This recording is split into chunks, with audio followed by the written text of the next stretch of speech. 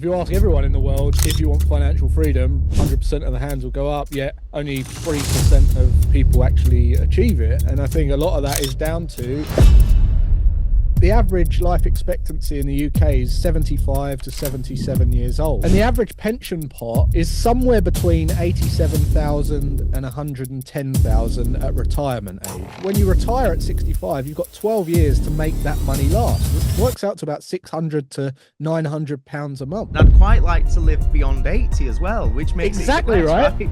So you've got to then hope you die at 77. Yeah. Otherwise you become a burden on people, and no one wants to be a burden on anyone. As much as you think your kids will look after you, you won't want your kids to look after you. The 5 people you spend most time with, if you add up all their incomes and divide it by 5, it will be within 5-10 grand of your income usually. When you go out to dinner with someone who's on 30 grand a year or 20 grand a year, you are going to have 30 grand a year conversations. Have you got any advice how to shut out the noise and practically start to make positive progress? Here's what I've found.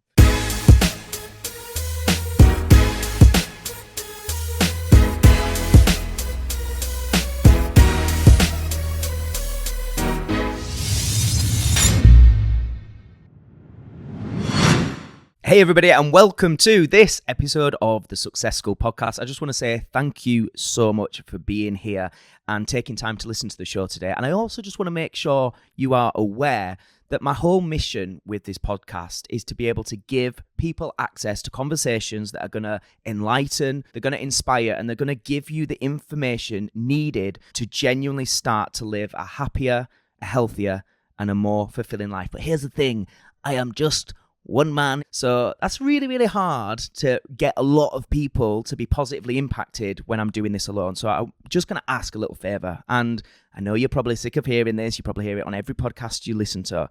But please, if you genuinely do think this podcast is valuable and can help people, if you could just take a second to hit that subscribe button and maybe go on further, tell other people about it, share it on your Insta stories, anything you can do to help bring more awareness to the show would be greatly appreciated. Thanks for being here, and I really hope you enjoy this episode. Welcome to the show, Jason. It is a pleasure to have you on here. I know we briefly met at an event last year with Aaron and Paul at Peak Performance. Loved hearing you speak. Really excited to hopefully dive a little bit deeper into your story and your experience.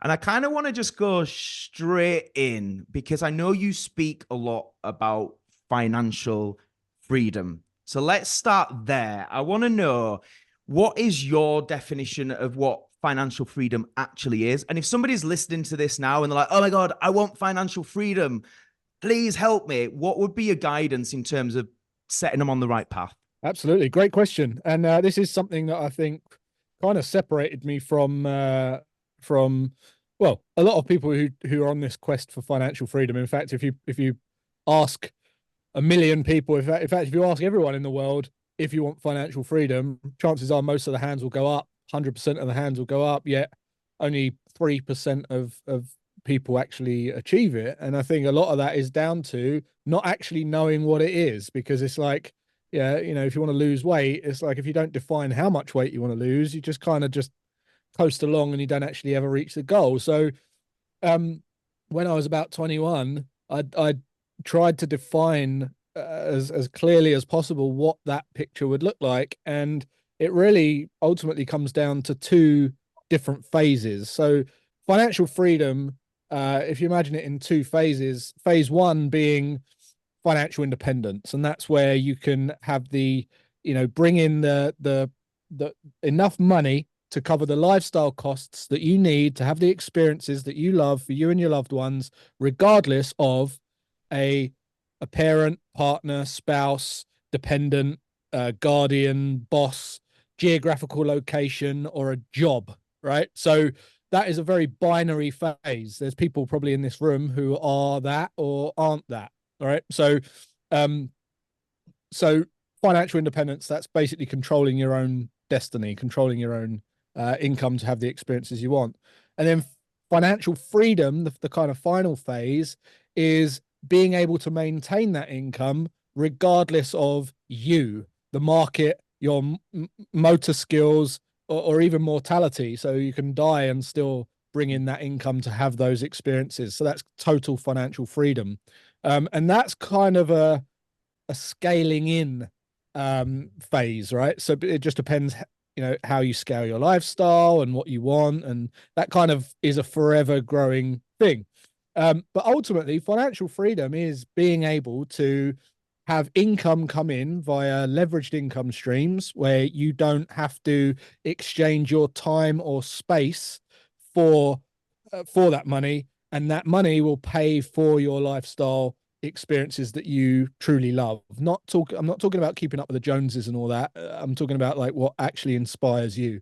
So that was my definition of financial freedom, and that was kind of what I started to build formulas and calculations around to actually achieve. Well, based on that, would you say if someone's maybe hearing that for the first time, the first thing to do almost is old school, get paper and pen and actually do the calculations, like know what that figure looks like? Absolutely. I mean, I was talking to someone the other day just about knowing your numbers, right? And I know money's a taboo topic and we're told not to talk about money and all the rest of it, right? But that's wrong. Like, everyone should be talking about money. Money is something that is survival. You need you need food, shelter, and water to live, and that all costs money, and that's fine, right? So now it's time to admit that money is what you need to pay for those things, and I'm sure everyone on this call just knows that anyway. But knowing your numbers is the next thing. So, like, I was talking to someone about pensions, and it's like the average life expectancy in the UK is 75 to 77 years old, and the average pension pot is somewhere between 87,000 and 110,000 at retirement age, right? Yep. So if you think about that, and you divide that up, it works out to when you retire at 65, you've got 12 years to make that money last, which it works out to about 600 to 900 pounds a month. Now, Wow. I don't know about you, but that's not enough. Well, not That's only really that, Jason, I'd quite like to live beyond 80 as well, which makes it even exactly less, right. right? So you've got to then hope you die at Yeah, 77. yeah. Otherwise, That's it. otherwise you become a burden on Yeah, people, and no one wants to be a burden on anyone. As of much as you course. think your kids will look after you, you won't want your kids to look after you. That's the dignity part that we just won't want. We won't want to, oh God, I've got to be a burden on someone. So that should be like a wake up call in itself. But the other knowing your numbers side of this is it's not really outside anyone's reach. I'll give you a little example. Let's just say that your lifestyle costs are I don't know, 2 grand a month, right? So you've got 24 grand. The A number to kind of note down and jot down is how much would you need invested, and this is kind of going into the investment side of things, how much would you need invested at what percentage return to yield that 24 grand a year? And that'll get the cogs turning, right? And then people tend to go down the road of, oh God, I need to learn investment. I need to go and invest my money. That's not necessarily true either. Like, I know I'm into the stock market and I'm a trader and all the rest of it, but financial freedom to me is doing something you love and being able to earn money doing that. And once you can do that, then you can figure out how to do it from anywhere in the world. And then you can reduce the time it takes for you to do the job. So you're essentially creating a leveraged income stream out of something you love in the first place, which to me is completion of life. Like, because you're going to want to do something for the rest of your life. And the only reason you don't think that you're going to want to keep working, and a lot of people don't want to keep working, is because they're trying to escape what they're doing at the moment because they don't really like what they're doing at the moment, right? So there's only so many cocktails you can drink on a beach if you won the lottery. The chances are you're going to want to go and do something. And that's another great question to ask yourself. It's like, if I got up on Monday morning and didn't need money, what would I choose to do? And there's a lot of power in asking yourself that question, because there's going to be clues around that answer as to what you should be doing, and for some reason you've gone off and done something else, probably because your parents have told you to do it, probably because you've looked up to someone else doing it, and you're becoming a little bit resentful because it's actually not your calling. It's not something that you feel inspired to do. It's not your purpose. And whenever you're misaligned with your purpose, you're going to want to escape that and try and get this financial freedom. And what that does, it causes you to try and get it quickly, which then causes you to make stupid investment decisions like Bitcoin and doing all these kind of quick, chasing the golden goose, if you like. There's a lot there that you've just covered. So I just kind of want to unpack a couple of bits, because I think as Sorry, well. I'm talking a bit fast. No, it's great. But I think when I think one of the things is it's the trap of life, right? A lot of us, like you say, it's your upbringing, it's maybe what parents have suggested, but it's also the education system and so on is not there equipping us to go out and say, become multimillionaires and become financially free. That's not what we're taught. So we end up following this blueprint for life that, like you say, isn't aligned with our purpose, our passion. But I think a lot of people can also hear that and then be like, but I don't know what my passion is, because you only know what you know. And we've only maybe just followed that path out of necessity. A lot of the times, people having children and getting married and things like that. So I think if anybody's in that position and they're hearing this, I think a key takeaway from Jason that I'm hearing is clarity. I think it's clarity over what is the lifestyle you want to live, because not everybody necessarily needs to have millions of pounds right now and have, a lavish lifestyle. It's what is it that's right for you? What is that figure? And I love that what you said, Jason, about like what, if you didn't have to work, what would you do? I know a lot of brains that are maybe in that just survival mode would go to, I would just drink cocktails all day and go to the beach. However, as with anything in life, once you've done that for a couple of months, it gets bloody boring, right? So it's like beyond that, once your basic needs are met, your lifestyle needs are met, you've had all the fun, whatever, life becomes more about having something you're passionate about meaningful cause and things like that, right? So I think it's that, right? It's get a bit more clarity on that. And if you don't know it right now, that's cool too, right? But start asking these sort of questions, would you say? Yeah, absolutely. I think as you say, the only way we get fulfillment is by helping other people. So we want to feel like we're meaningful to someone else. That's the only way that we are fulfilled as humans. So the way we do that is by asking ourselves, what fulfills us? What do we want to do to feel meaningful and helpful and useful? And that's what's going to light you up and get you going, right? So sitting on a cocktail beach isn't going to do that. It's just a momentary pause or escape from something that you're tired of. That's it. And you hit the nail on the head about upbringing and school and all the rest of it. Questioning things. Is this aligned with what I truly want? Does this person giving me advice really, really have the life that I want, or is it making sense to where I want to go? I'll give you just an example of that, silly example, really. But when I was learning to drive, my stepdad, I said, should I drive in a manual or an automatic? And he said, a manual. It's better to learn in a manual. And I'm sure there's people in here that probably say the same thing, and their parents say the same thing. And I didn't question it.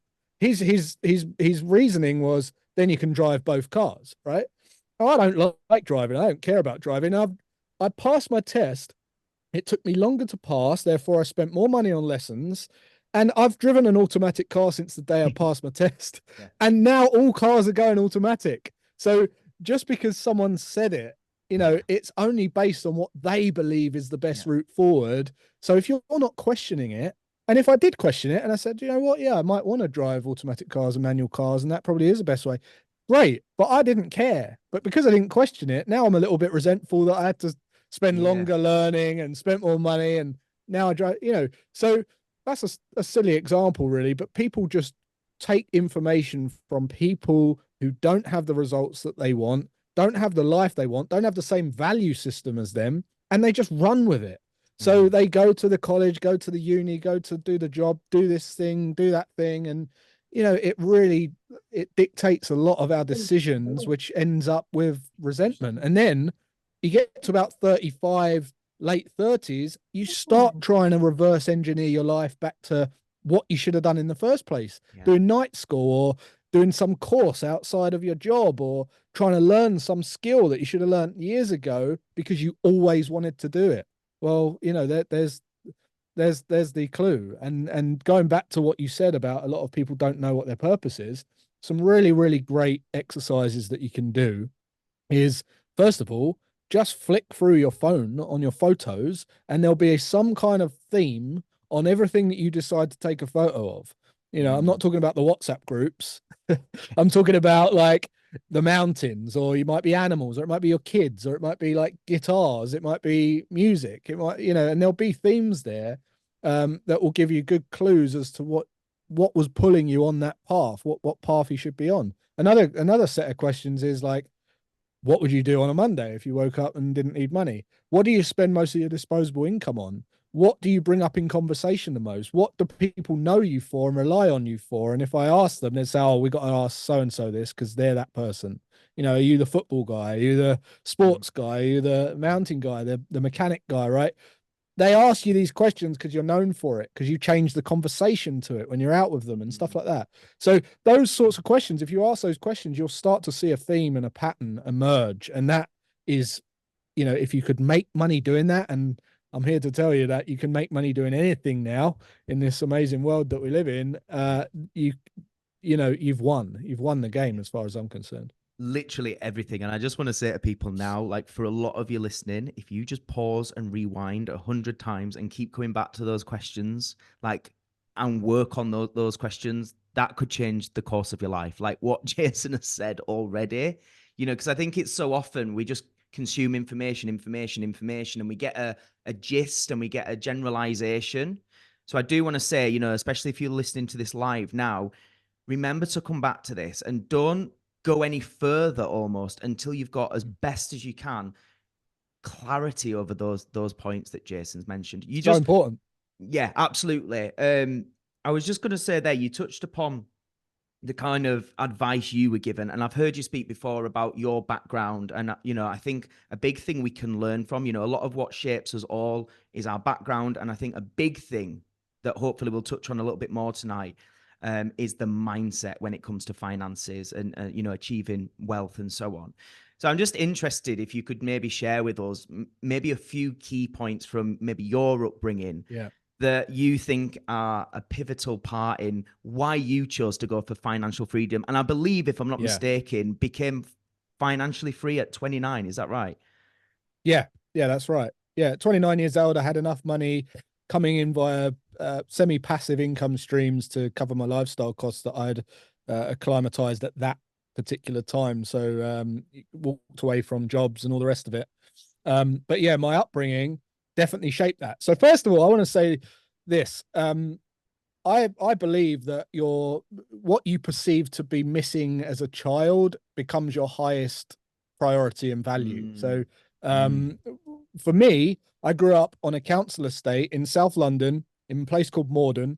And it was just me and my mum. My dad was a gangster. He had already had some other woman pregnant. And to get by, my mum used to get these little jobs, taxi rank, whatever she could get. And my babysitter was a guy called Joey Pyle, and his wife Shirley, who's one of the most renowned gangsters, is actually Ronnie Cray's best man. And I got left in this house as a 2-year-old, 3-year-old, 4-year-old, with people coming in that house screaming, shouting for money and all this kind of stuff. I didn't know what was going on. And then I'd go home to a flat where the bailiffs would knock on the door and it was pitch black. And, my mum was a prude. She wouldn't let me in the bathroom if she was having a bath. And I'd be in this pitch black corridor that seemed to go on for about a mile in the dark, like crying whilst these guys are knocking at the door. I remember this vividly, right? And I believe that shaped me or shifted me somehow, some way, because when I was 13 years old, I was really inquisitive. I used to question it. We lived on this block of flats, and every Friday we used to sit on the foot of the steps of our block. All the mothers mothers meeting kind of thing used to sit there, and I used to be a nosy, earwigging, sort of annoying 13-year-old kid, and I used to ask questions. Anyway, they would all have this negative perception about money. They'd all be moaning about rich people, greedy, why can't money's the root of all evil, and it was the root of all their problems and all this. And I remember, that was a common conversation, something around that, how they have money struggles. Anyway, this guy, every Friday, this guy called Roy, he used to come down about 7:30 and take everyone's money and do a syndicate lottery. And for the next 10 minutes or so, their face would light up, and it was amazing how this money was going to make their life amazing. And I didn't profess to have everything figured out, but I remember thinking, this is bloody weird. Like, what Mm. you've just spent like an hour moaning about money, and now you're saying that it's going to be the best thing in your life. And I remember thinking, this is weird. And anyway, that year, coincidentally, I wanted a BMX for my 14th birthday. And my parents said, like my stepdad and my mum, they said, we can't afford it, but if you raise half, we'll pay the other half. Right. And I thought, deal. So I went down and I started washing these cars around the green. And I washed one car for a lady called Lynn, one car in one day, got £5 plus £2 tip. And I went up to my bedroom and I was all excited, telling my mate about it and all this. And my stepdad came in my room and he said, I'm just going to the shop. Do you want anything? And something made me give him my entire earnings for that day and get another bucket and sponge from a friend.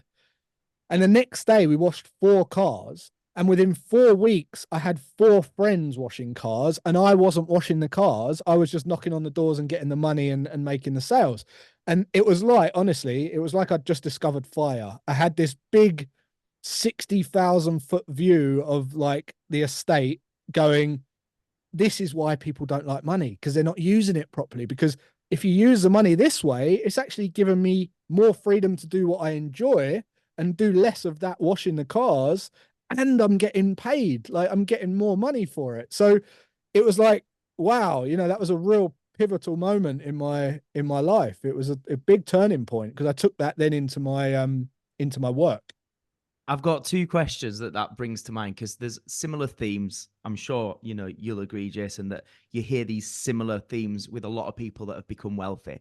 One is there was a lack of money and therefore maybe a pain around that, and that thing of actually seeing their face light up, going, that is the answer to all our problems if we can get money. Mm. So the first question I've got is, do you think to become truly wealthy, there does have to be a level of pain? Like it's more than just a want or I'd quite like, it's almost a need. And a second follow-up question based on what you just said there, do you think entrepreneurs are born or made? Because you went into entrepreneur. If I get the bucket and spade and reinvest and get my mate, it's like, where did that come from? Was that just who you Yeah. are, or was that learned? Great questions. I think the first question, like it's yeah, I believe that you have to have a high value on anything to achieve it, right? So yeah, so where does that high value come from? It comes from your perceived negative voids that you have, right? So whether you've seen something happen to someone that you don't like that scarred you, or it's happened to you and you've got a fear of being in that place, that is what's going to raise it to the top of your values so that that's your priority and that's what you work on. If you don't have that, it doesn't mean that you can't become wealthy, because the way you do it is what we explained at the beginning, is being really clear about your purpose and what you should be doing in your life, right? And once you're clear about that, then you link wealth building to that and you say, right, how is being smart with my finances and saving and investing and doing that going to help me achieve this quicker? So how is it going to help me have that life that I want? And that will shift it on your values as well. So, but ultimately, yeah, you definitely need a burning desire to achieve it, right? I think Otherwise, it comes back to that thing we've spoke about before, about how the two main motivators, the two main drivers, is pleasure or pain. Generally speaking, pain is a bigger driver for people. But if you can attach an emotion enough to that burning desire of how many people you can help or what your passion is, then the pleasure can be the driver as well, right? It's like a vitamin and a paracetamol, right? It's like, we know we need the vitamins to stop us getting headaches, but when you've got a headache, you just want a paracetamol. So you are going to pay more for the paracetamol than you will for the vitamin at that point in time. So I think that we always have the pains that drive us, because, and I think that when people have it all, and that, let's just say you grew up with a rich dad and mum and you had everything, right? You're necessarily hold that in higher regard. It's not going to be like, oh yeah, I had so much as a kid, it was so great, I want more. You just don't think like that. You almost want less. Which is why we see these rich kids seek struggle, and seek strain, and they go to drugs, and they go to the street, or they go to, they become off the rails because they want that drama, because their void in their life was the perception of that missing. Drama was missing, so they seek that, right? So it's very fascinating, all this stuff, and I could talk about this for hours, but I believe that your highest values come from what your biggest perceived voids were, and particularly as a child. So more questions that you could ask yourself is, what did I perceive to be missing from the ages of 0 to 11, say? And was it intelligence? Was it a father figure? Was it popularity? All these questions are going to give you really good clues as to why you are who you are today. And if you look at your partner, if you've got a partner, they'll probably be the opposite to you, which means you've got with them for the reason of delegating the stuff that you're not very good at to your partner, and you're the strong part to their bow. So really, really fascinating. Going on to the question about the entrepreneurs born or made, there is an element of the first answer that drives the second one. So if you need to find a way, you'll find a way. It's like Jurassic Park, when it's like life finds a way, and there's like those dinosaurs that change gender and stuff like that, right? So you'll do whatever you need to do to fulfill your highest value, and that may be developing skills to become entrepreneurial. I used to think that it was it could be learned, but over the years I've been told that and the more I think back to my childhood and these things that I did, and I've spoke to a lot of people and realized that it wasn't quite normal. Maybe there was an element of entrepreneurship that ran through me, but I still believe that it came from that need, that I didn't learn it, but it was there in my being, because I evolved that way with that priority, if that makes sense. I think a good takeaway from that is there's different levels as well. So there's people that are just born to become Elon Musk, whatever. Oh, yeah. You might not be born like that, but there's definitely skills you can learn that can make you entrepreneurial and can help you learn to become financially free and so on. And I think that's an important thing, because a lot of people just go, oh, well, I'm not naturally like that. Well, you can still do really well by learning the skills, right? And I think that's just your environment as well. Right. And that's something that's massive, right? Who are you listening to? Who are you around? What's the conversations? And I think as well, if you could just kind of give a few kind of bullet points when it comes to mindset, from when you reflect on your own journey, but also maybe other wealthy people that you hang out with and so on. If you could give us like a few almost non-negotiable attributes when it comes to your attitude, what are the go-to things from a mindset perspective? I think there's no wrong or right. So I don't believe in good and bad and good and evil and all that, right? So I try and one of the things that I've practiced over the years. So is that one already? Maybe that's one straight away. Maybe seeing the good and bad in everything as quickly as possible, right? So when an event takes place, and I'm not just talking about what you think is a negative event, I'm talking about you won. You hit a big run on Bitcoin, right? On crypto. You want to see the negatives in that to bring you back down to earth before you get cocky enough to go and blow it or splurge it or do something stupid with it. Yeah, same goes for if you lose money or you get robbed or something happens, you get scammed. Try and see the good in it immediately. Like, really see it good in it immediately. And mindset around that is, I've seen a lot of people who, I'll give one that people can relate to. You're in a relationship and I don't know, you find them cheating on you with your best friend or whatever, right? And at that moment in time, you think that that's the worst thing that's ever happened, and you're the victim and you're the bystander and they did it to you and all this kind of stuff, right? And following that event, you've probably got a bit of fear of going out into the dating world, and you probably don't trust men or women or whoever it is. And then years go by and 20 years pass, and I say, was that a bad thing that happened, splitting up with that person? And you go, no, it's the best thing that ever happened, right? Because if it wasn't for that, I've been on this vacation, seen the world, had these kids, did this, did that, right? So imagine if you could just see that event for what it was in 5 minutes. Imagine if you could see all that good quickly, because it doesn't need to take you 20 years to see the good, right? But it is good. There is good to it. Otherwise, you wouldn't be telling me that. So it's like, how quickly can you see the good and bad in every every situation. So I That's think something straight away that's that's having the ability to go towards logic and away from emotion, and it's about balance. It's not about heightened extremes, and I think that's a skill in itself to master, right?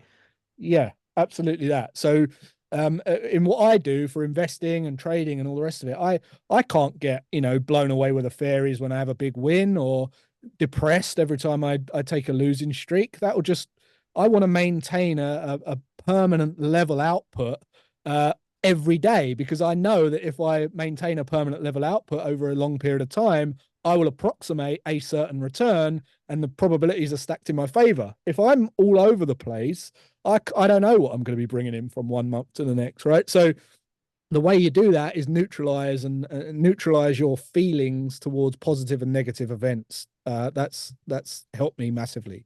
The So other there's an thing element was, of working on personal development there, right? oh Emotional yeah, management, which is massive. Yeah. absolutely. Personal development. I mean, personal development alone, just reading books and being around environments like this is what's going to make you entrepreneurial, what's going to teach you about finances. And that goes on to the second point. And you mentioned this about who you hang around with and stuff. Mm.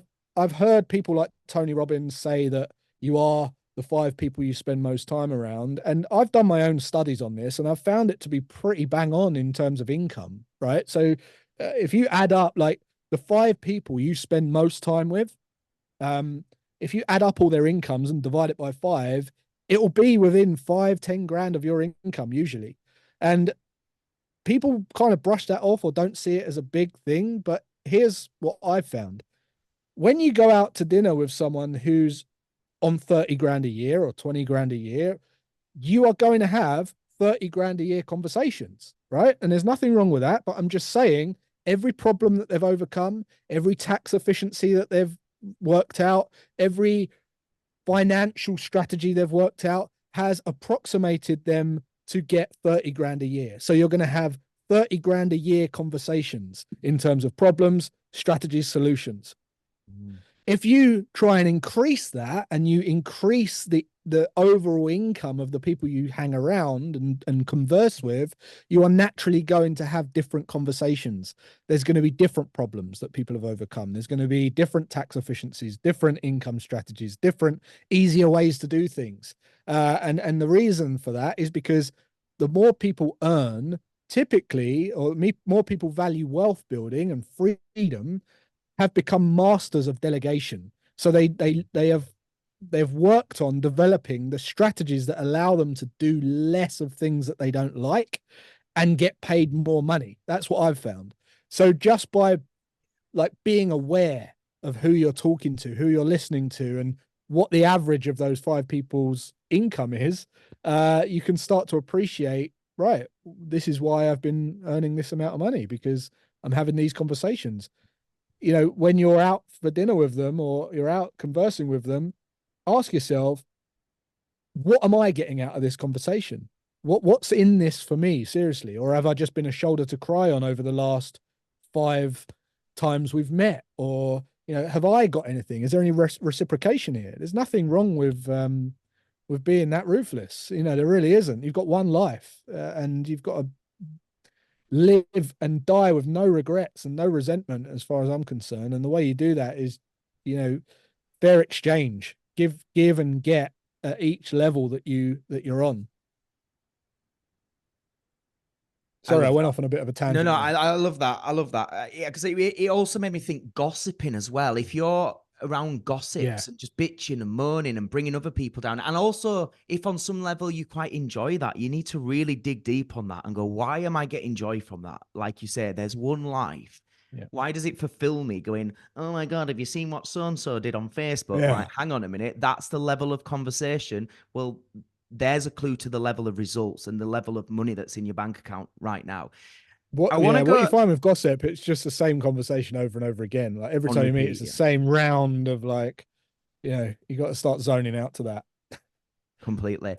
If now I am Georgia and I'm listening to this and I am, I don't know, I'm 28.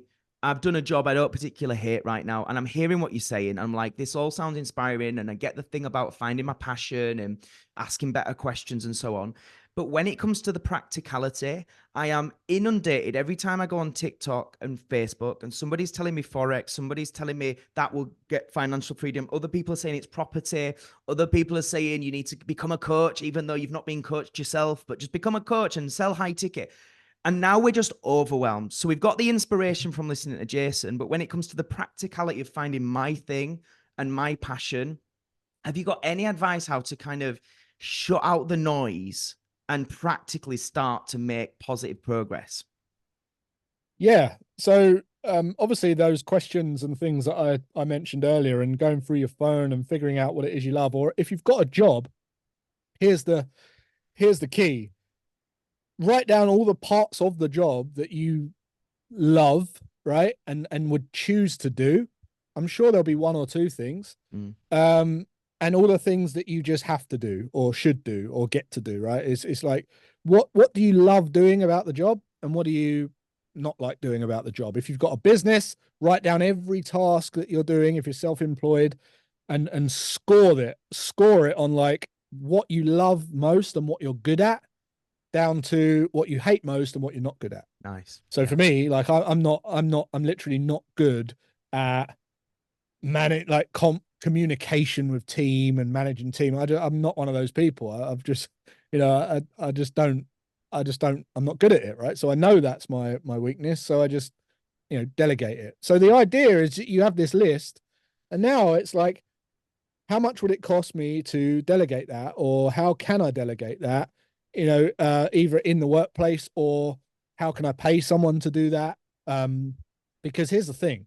If you truly believe that you're going to be financially free, or you want to be financially free, you're going to have to get your head around delegating tasks that aren't aligned with who you want to be and aren't high value tasks. Because if you can't master this art of delegation, you'll never be financially free, because someone will always be telling you how to spend your money.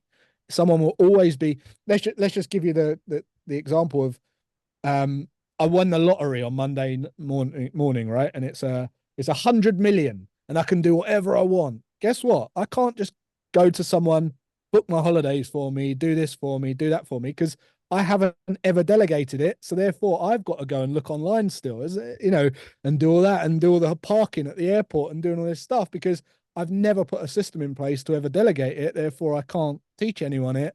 No one knows how to do it. So I've still, if that makes sense. So delegation's a really critical piece of ever finding financial freedom. So it starts with looking at all your tasks. If anyone's ever done a time study, you'll know they're amazing. But if you haven't done one, highly recommend you do a time study. Do it over 168 hours, which is a week. Obviously, most of that you're going to be asleep, or at least, 30% of that you might be asleep. But every like 15 minutes or every hour, just set an alarm on your phone and just jot down what you was doing for the last 15 minutes or the last hour, if you're doing it in blocks of hours. And after a week, you'll have a big list of categories, right? And then you can score those categories from 0 to 10, 10 being what you love to do and choose to do, and then 0 being what you hate doing most, right? There's going to be some things on that list, like, that you feel like you have to do that you don't particularly love doing, like, I don't know, brushing your teeth or something, right? Yeah. But in general, you're gonna pick out some really, really critical things that you would love to do, even if you wasn't being paid. And then it's about saying, right, how can I delegate the rest? How can I delegate the rest? How can I either persuade the boss that I don't want to do this, I want to do more of this? Or how can I pay someone? If anyone's read the book 4 Hour Work Week by Tim Ferriss, it's split into 2 sections. The first half of the book, he's basically persuading his boss that he wants to work from home, which makes him more mobile, right? Which aligns with freedom. And then the second half of the book is, how can he spend less time doing the things he's doing at home, which is delegation, right? Now, COVID solved the first half of that book for most people, showing you that you can work from home or work from anywhere in the world. Most, not everyone. So you don't even need to read half the book. But the second half of the book is like, now how do I make it more passive? And he basically listed out every task that wasn't high value to him. If you value your time at £100 an hour or £50 an hour or £20 an hour, don't do £5 an hour work. Don't do £10 an hour work. Make it a priority to pay someone to do that, even though you might feel like you can't afford it right now. Soon as it's gone, you look at your time study and you've freed up 5 hours, 6 hours. And guess what you can do in those 6 hours? Work on towards building something that you love, right? And doing more of what you love. So you naturally earn much more money doing that because you require no motivation. You're naturally skilled in it. You're I hope this is making sense to everyone. This is I'm great. just No, I I'm love it, Jay. rambling off. I love that you're giving people really practical exercises that they can take away to help guide them to find the answers bespoke for them. I think that is absolutely brilliant. And I hope that's what people are getting away from this and taking notes and so on. And I think, there is a lot of people in this community and so on that are already, maybe they've just started a bit of a side hustle, or maybe they've been running a bit of a business for a couple of years, but they're finding that next level of scaling really tough. So I'm wondering, for those people, have you got anything in particular? Because you've run businesses, you've got a great YouTube following, and you're big on personal branding and social media. Anything around marketing, social media? Any tips? Any advice to help people that maybe feel they're putting content out there, they're trying to build this side hustle, but they're just not Yeah. growing at the rate they'd hoped? Yeah. I tell you again, and this is why purpose is so important, and doing something that you are, I don't like to say passionate about, but I like to say inspired to talk about. You can probably tell from the way that I'm talking on this call, I really am inspired to talk about this. I really am excited about this. Like, I talk about this, I could talk about it. I'm energetic. It's natural to me because this is my highest value, right? So I could talk about this for hours and hours and hours until my voice goes. Most people who start social media, they start talking about stuff because they're trying to copy someone else or look up to someone else. It's unauthentic. It's not, it's not congruent with their actions and their thoughts. So they start talking about stuff that's kind of, they're trying to hide from certain people, right? So they're talking and they go, "Oh, I hope so and so doesn't hear this because they'll know." So you're trying to hide certain pieces of content from certain people, and guess what? That's just dimming your light, right? So you want to talk about stuff that you are great at and that you love talking about, and put your real honest stamp on it and your real honest opinions. Like, in this call, I haven't once said, maybe it's this, maybe it's that. I'm just spitting my opinions. Yeah. And I don't care if anyone agrees with me or disagrees with me, because this is just my truth, right? So that's how I think you want to talk. You want to be polarized towards your inspiration, your values, your priorities. And when you do that, you won't capture the whole market, but you'll capture your market. And it will be a tiny group of people in the big scheme of things that will just be absolutely, like, they'll live, or like they're diehard fans, and they'll buy anything that you want to sell eventually, because they feel like you're speaking to them. They feel like you connected with them because they're the same as you. And when I talk about things like, my childhood and how I've got a high value on wealth building, other people who have been in that position, they feel like I'm just talking to them because I'm, they connect with me. So I'm not interested in someone, hopefully if it lands, it lands, and you throw enough crap at something, some will stick, right? Yeah. But I'm really only after talking to people who want to listen. And I think there's not enough of that when people go onto social media. It's more like, how can I please the ears, rather than how can the ears open to my lips that are speaking my truth. That's kind of the subtle differences. And trying to be someone else is really gonna make you dim your light eventually, because you'll be cringing, you will try and hide certain things, as I say, and you won't be living up to your potential. The other thing with social media is people seem to, they don't see that the whole praise and reprimand go hand in hand. So the bigger following you get, is great, right? You get a bigger following and that's great, but you're also going to get an equal amount of people who disagree with you, because the truth is there is a 50-50 side of opinion to every single opinion. So there's people who a left wing, right wing. There's people who are gay marriage, anti-gay marriage. There's people who are racist and not racist. There's people who, there's all sorts of people. There's people who get their kit off for Instagram, and there's people that walk around in burqas, right? So there is a different opinion to every single opinion in the world, right? So here's where it affects people. You start speaking your opinions and your following grows, but so do the other people that disagree with what you say. So people can't stomach the amount of the growing in haters when it's a natural thing. And then there's all these people saying, don't listen to haters, don't hang around positive people and all that. Well, that's half true as well, because if you were just around positive people, you would just become complacent and fat and you wouldn't grow. Whereas the haters, think about this, a hurtful comment only hurts when it isn't something that you love about yourself.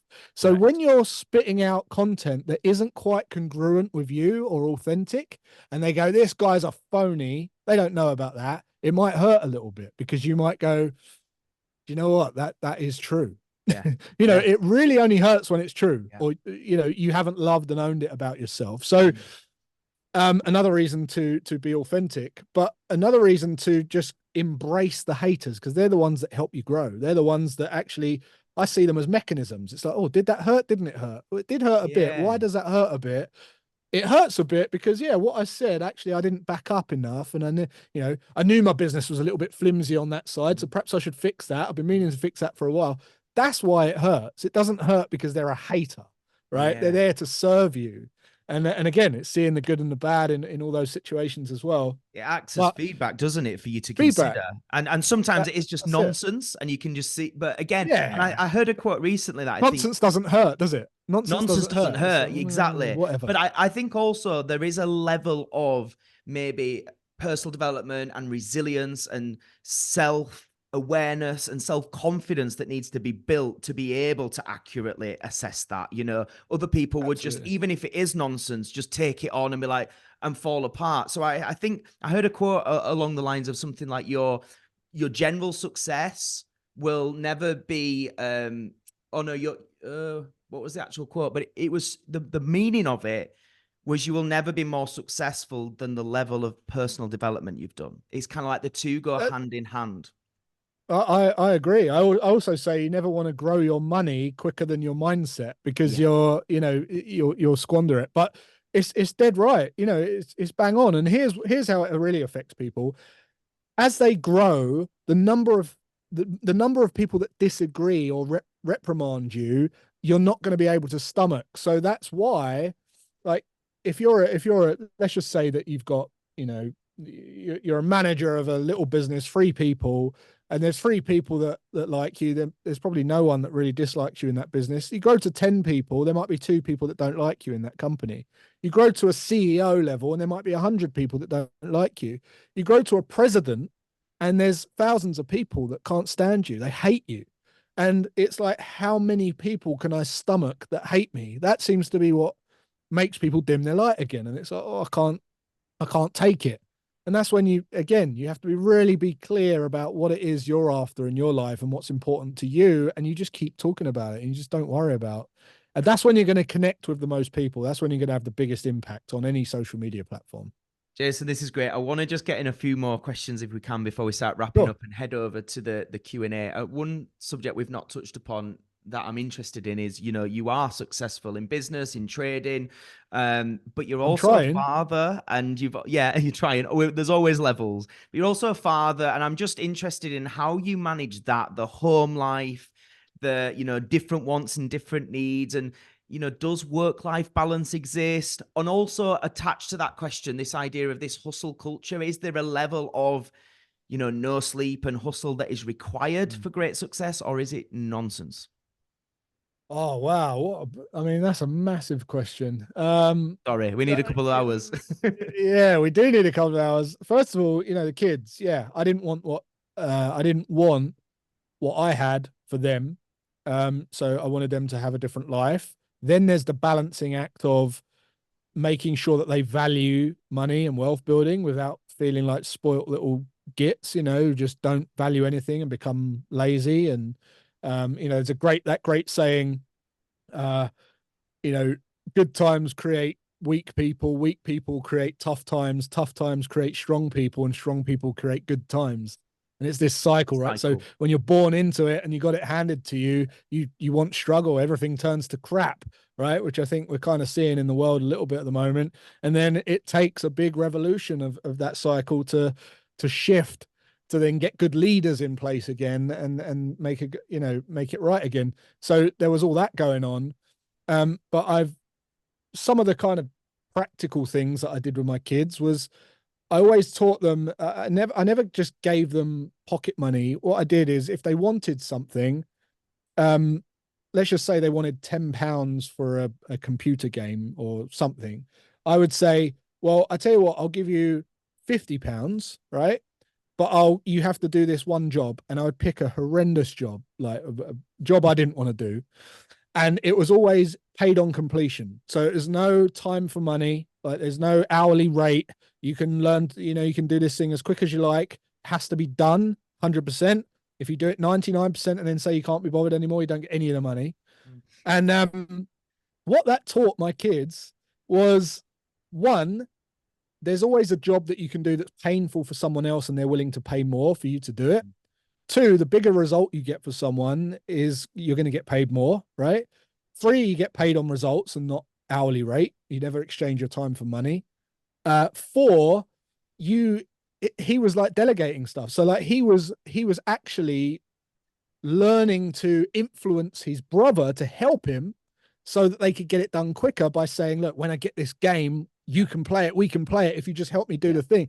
And I saw that come to life in them just by giving that kind of entrepreneurial approach to money. And then when they got paid, they had to save 10% of it. And that was kind of just a habit that I put into them from like 13 years old. And one's 18 now and one's 16 nearly, and they still, they're still very wise with their money. So that helped.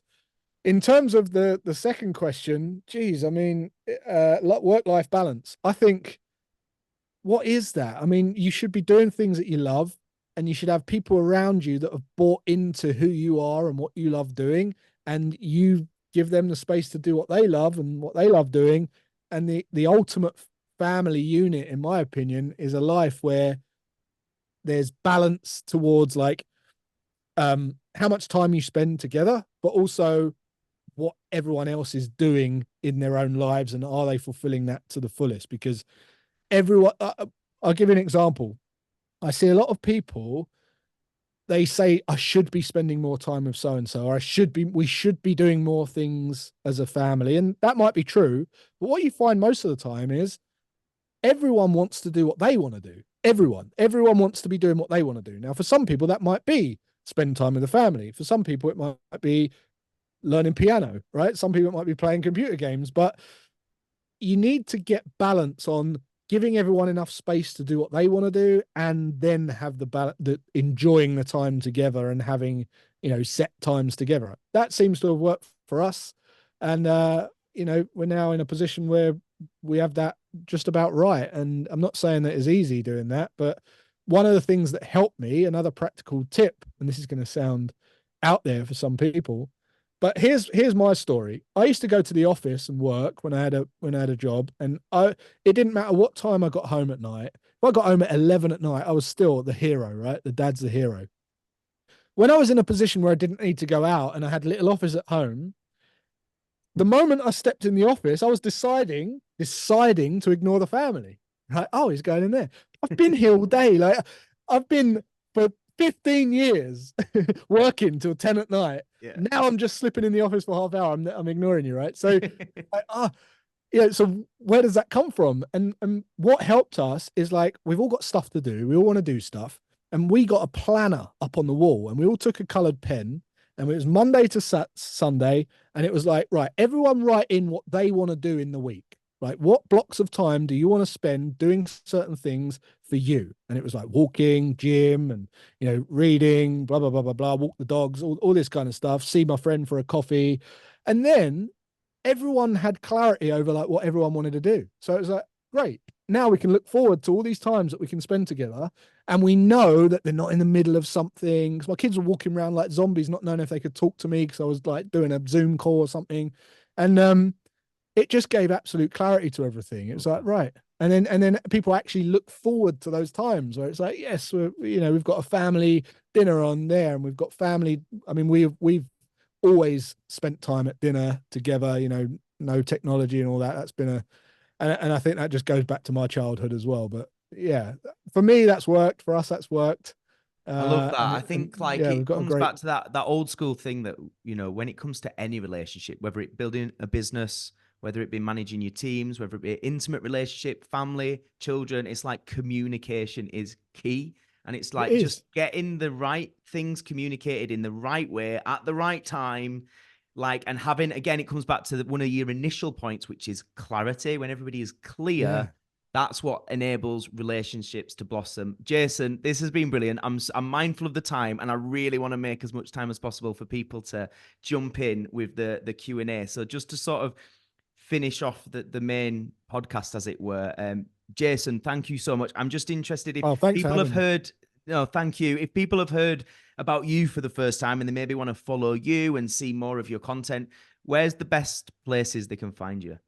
You can find me on the social medias. There are a lot of fake accounts of me, unfortunately. So on Instagram, it's J_Graystone, no others. And on YouTube, it's Jason Graystone. And if you go to jasongraystone.com, you'll be able to see all the official ones. And if you're a podcast listener, I run a podcast called Always Free. And if anything's like touched a nerve or you've got value from it, episode 1, if you start there and listen in order, you'll get a lot of value from that, I hope. Brilliant. Excellent, Jason. And as I said, before we dive into the Q&A, final question is, what is your definition of success? Doing the things, basically summarizing what I said at the beginning, and that is doing what you want to do and living a life where you're doing your most meaningful work, and you're bringing in enough money to have the experiences that you truly want, and you're not doing it because someone else is doing it or someone else has got the car or the golf club and what have you. Just being true to yourself and living life with no resentment and no regret. Love it. Jason, thank you so much.